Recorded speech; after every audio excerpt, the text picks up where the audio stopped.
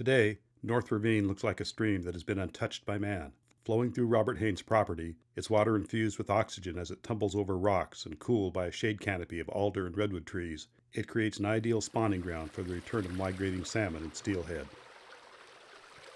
But it wasn't always like this. Not too long ago, the ravine was a weed-choked, trash-filled disaster of a stream. Generations of property owners had used it as a dumping ground. Thickets of noxious weeds and invasive plants blocked the sun, preventing young trees from growing.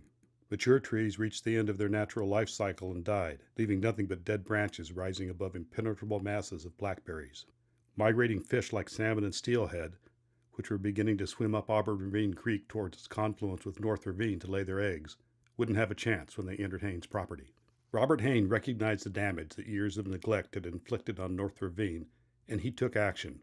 A driven man, he transformed the creek and created a world where migrating fish would find an inviting environment to spawn and continue the survival of their species. It took 30 years to accomplish, and we're going to tell you how he did it. Jack Sanchez, founder of SARSUS, or Save Auburn Ravine Salmon and Steelhead, the group that sponsors Hayne, has a Margaret Mead quote he is fond of repeating. Never doubt that a small group of thoughtful, committed citizens can change the world. Indeed, it's the only thing that ever has. What you see up the creek is years of neglect, and when they are through cleaning, that is called fish passage.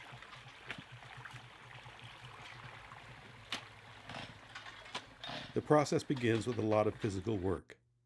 The tangled blackberries have to be removed by hand, along with tree roots that block the channel. First, you remove the damaging vegetation, exposing the stream bed. Then you have to restore and maintain the restored area.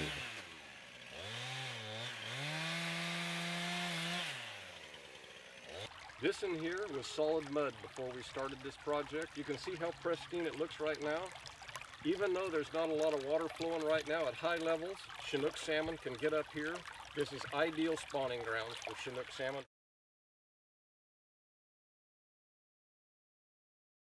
When you first started restoring North Ravine, I know that you had a couple of issues that were pressing, one of which was removing garbage from the stream, and the other was blackberries. Tell us about the garbage. Absolutely. The garbage that we have taken out of North Ravine is just unbelievable. And the amount of garbage that we hauled out with them at that time was roughly 3 10-wheeler loads of material. It's hard to believe that there would be that much stacked up in a little stream like that, but to take a look at what the end results are. And the end results in this creek right now, we have trout where there were no trout.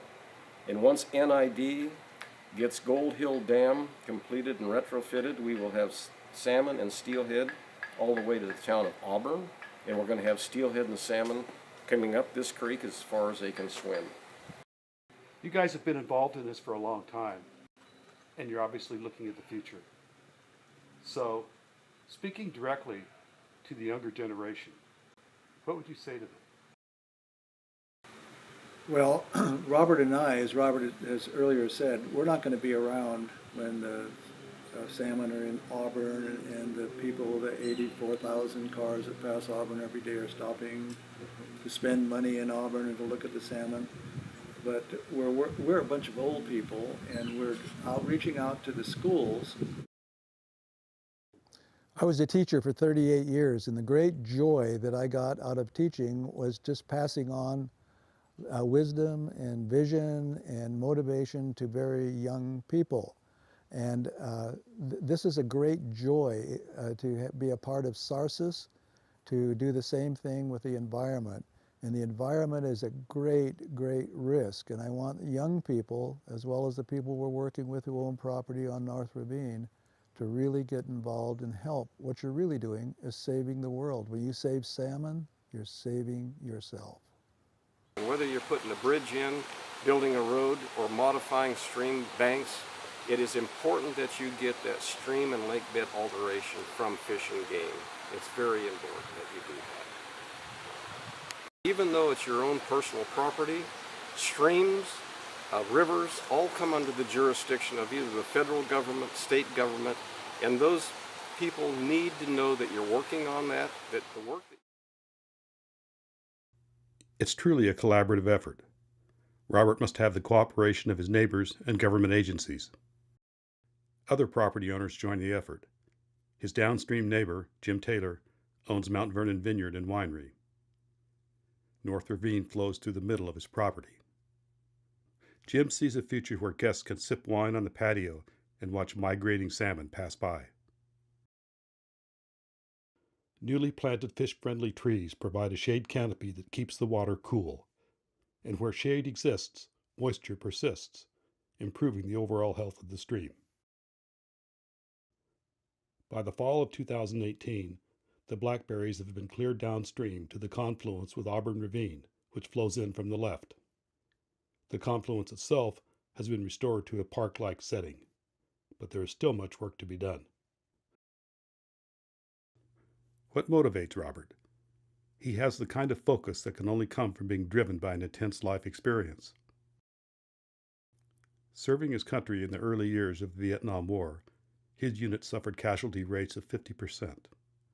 The presidential unit citation that hangs on his wall describes the combat he endured. As our open flank was being enveloped, the brave men of this company broke a hostile encirclement for the second time. Despite the constant Viet Cong assaults, their continual attacks in human waves, and the many casualties sustained by the American units, the gallant and determined troops repulsed the Viet Cong. His wife Sharon reads a poem he wrote about his experience. Who will remember your smile, your laughter, your jokes, stories of home and your loved ones? Who will remember the endless nights, weeks without showers, trying to sleep in wet clothes, and the never-ending thoughts of injury or death? Who will remember the smells, the sights, and the sounds of the horror of war? Who will remember the look on your face, your twisted body as we wrap you in your poncho and wait for a dust-off for your ride home? Who will remember when we are all gone?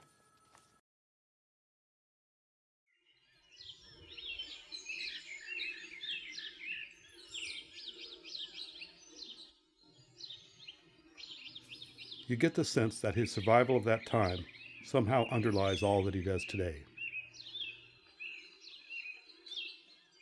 Particular ones are going to be planted off of Palm Avenue in Auburn Ravine in Auburn. There's 1,000 feet that we intend on planting on the west side. It's been approved by the city council, and so Sarsis is going to be planting these trees along with some local volunteers from the Rotary Club. And hopefully, as soon as the rains come, we will get these trees in the ground so they can start their little life cycle.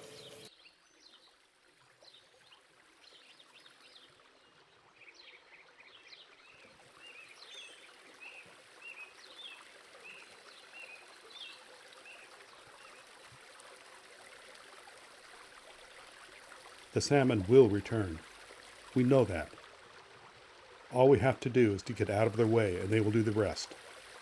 And when they swim up North Ravine, they will be welcomed by the cool, clean water that Robert Hayne has provided for them. As Margaret Mead said, never doubt that a small group of thoughtful, committed citizens can change the world. Indeed, it's the only thing that ever has. Robert Hayne changed his world and created a place of healing and renewal on North Ravine, a world that will save the wild salmon for generations to come.